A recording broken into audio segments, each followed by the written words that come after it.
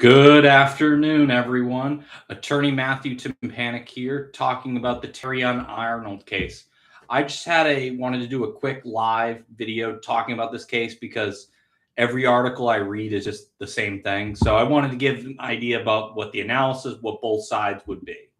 As reported by the Detroit Free Press and other outlets, Detroit Lions cornerback Terrion Arnold has been arrested in Hillsborough County on multiple armed robbery and kidnapping related charges tied to an alleged retaliation after roughly $250,000 in property was reported stolen from an Airbnb. Arnold, through a representative, denied involvement and maintains his innocence. The legal issue is not simply whether Arnold was physically present for every moment of the alleged incident. The state's theory appears to be that Arnold was a principal, someone who allegedly aided, counseled, hired, directed, or procured others to commit the robbery/kidnapping. If the state can prove that, Florida law allows a person to be charged and punished as if they personally committed the offense. The state attorney's office is also seeking pretrial detention. If granted, that would keep Arnold in custody while the case is pending. That hearing is not a trial, but it matters. It gives the court an early look at the state's theory, the alleged evidence, and whether any conditions of release can reasonably protect the community and ensure Arnold's appearance in court. So what do you think the state's case looks like? Based on public reporting, the state's case appears to rest on three major categories of evidence: cooperating co-defendant testimony, alleged electronic communications, and the alleged use of a firearm during the robbery/kidnapping. As to the cooperating witnesses, two alleged participants, Ariana Del Val and Jasmine Randazzo, reportedly entered pleas and are expected to testify. That's powerful for the state because insiders can explain planning, context, and intent. But it's also dangerous testimony because corroborators often have strong incentives to help themselves. For example, what I believe Miss Randazzo is looking at a 4-year prison sentence followed by 6 years of probation. Normally, this offense would be a 10-year minimum mandatory offense. However, since she has entered into a plea deal, the state attorney's office either amended or they are going to waive the 10-year minimum mandatory, which comes from the 1020 life statute, which we will get to in a moment.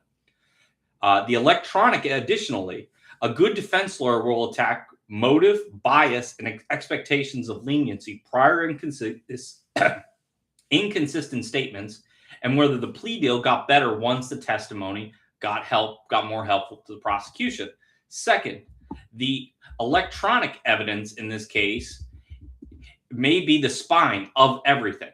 If there was a live stream, group chat, call log, text thread, or location data tying Arnold to the planning or direction of the alleged offense, that could be far more important than the testimony alone.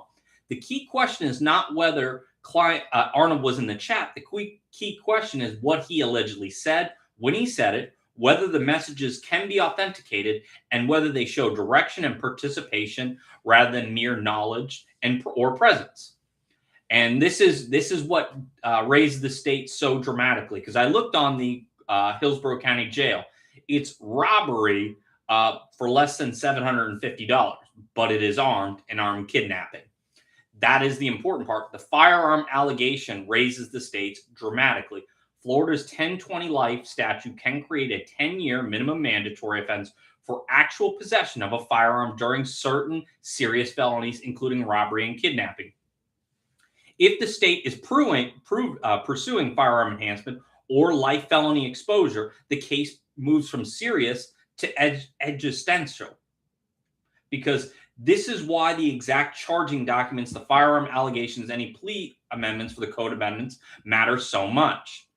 Because when reviewing that, the state is going to be going for a lengthy prison sentence. They don't offer a 4-year prison sentence on something that is a 10-year minimum mandatory offense unless they want the big fish. And the big fish, based on my experience as a former felony prosecutor and criminal defense attorney, is Mr. Arnold.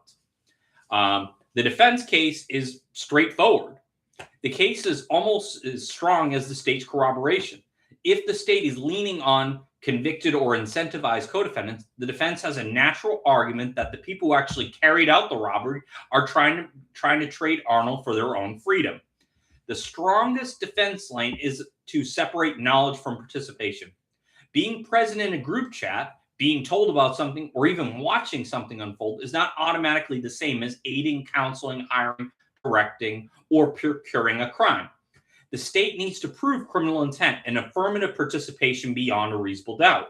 That distinction may decide the case.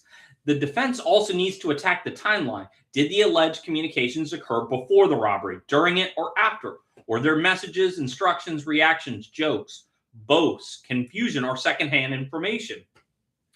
Did Arnold direct the alleged robbers themselves, or did the co-defendants only start placing him at the center after they needed leverage with the state?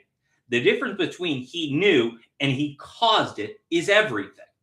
The biggest risk for Arnold is corroboration. If the state has texts, calls, videos, location data, or cooperating witnesses all pointing in the same direction, the principal theory becomes much stronger. If the evidence is mostly self-serving testimony from people who received favorable treatment, the defense has room to argue the state built a light felony case on witnesses with every reason to shift the blame upward.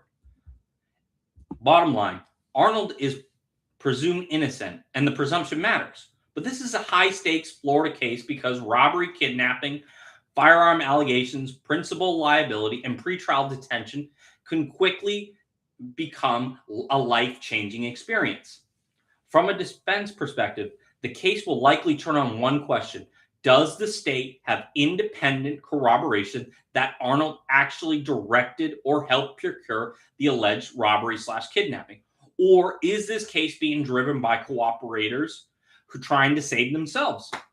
And with this afternoon is first appearance. Think of first appearance like kickoff. The pre-trial detention hearing is the first drive. The game itself will be won and lost on corroboration at trial. This has been Matthew Tympanik of Tympanik Law talking about the Terry and Arnold case. Thank you very much.